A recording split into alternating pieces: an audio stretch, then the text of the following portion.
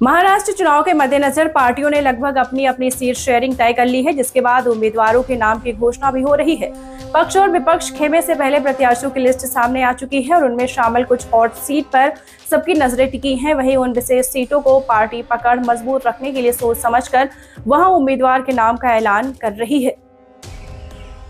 ऐसी ही एक सीट है वर्ली, जहां से चुनावी मैदान में एक तरफ उद्धव के बेटी तो दूसरी तरफ एकनाथ शिंदे ने मिलिंद देवड़ा को उतारने की तैयारी कर ली है।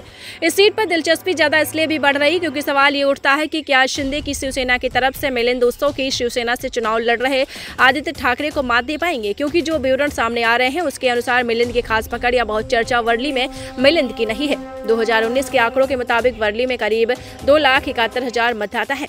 एक वक्त में यहाँ मन से काफी मजबूत स्थिति में थे, लेकिन 2019 में उद्धव के बेटे के मैदान में आने से मन से ये उम्मीदवार नहीं उतारा।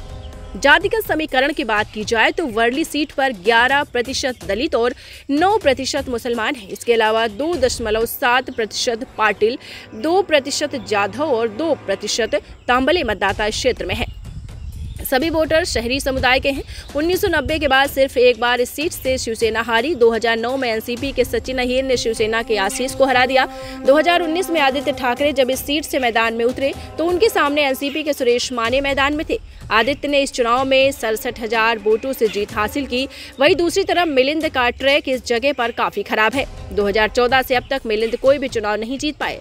हालांकि मिलिंद के लिए दो राहत की बात है। पहला, मिलिंद शिंदे की शिवसेना से लड़ने की तैयारी कर रहे हैं। 2024 के लोकसभा चुनाव में इस सीट पर शिंदे के उम्मीदवार सिर्फ 6,000 वोटों से पिछड़े। दूसरा, उद्धव ठाकरे ने आपको बता दें महेंद्र सीट पर राज ठाकरे के बेटे के सामने उम्मीदवार उतार दिया। कहा जा रहा है कि राज भी आदित्य के सामने उम्मीदवार उतार सकते हैं। ऐसा होता है तो यहाँ का मुकाबला त्रिकोणीय बन जाएगा। पढ़ते रहिए fight against criminal daily newspaper.